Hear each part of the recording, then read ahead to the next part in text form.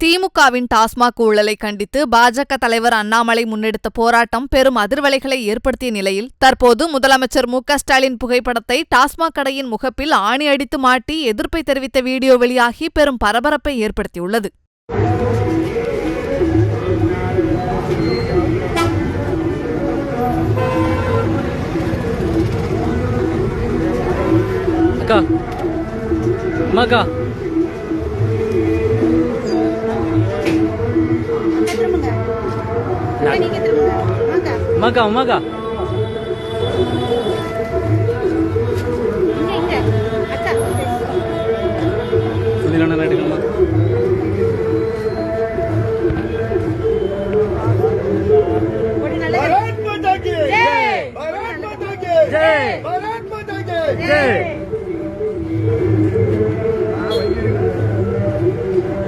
அப்பா என்று சொல்லி இளம் தலைமுறையினரை இளம் குழந்தைகளை வரைக்கும் போதைக்கு அடிமையாக்கி இன்றைக்கு தமிழகத்தை போதையின் மாநிலமாக 1000 கோடி ரூபாய் டாஸ்மாகிலே ஊழல் செய்த மரியாதைக்குரிய நம்முடைய டாஸ்மாகினுடைய மந்திரி செந்தில் பாலாஜி அவர்களை கண்டித்தும் இதற்கு உறுதுணையாக இருந்த மரியாதைக்குரிய முதலமைச்சர் ஸ்டாலின் அவர்களை கண்டித்தும் தமிழகம் முழுவதிலுமாக இருக்கக்கூடிய தமிழ்நாடு அரசாங்கத்தினுடைய அரசாங்க அலுவலகங்கள் அத்தனை இடத்திலையும் நம்முடைய முதல்வருடைய படங்கள் இருக்கின்றது.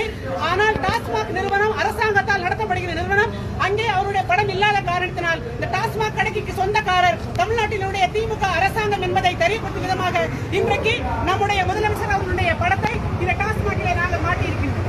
भारत माता की जय, भारत माता की जय, भारत माता की जय.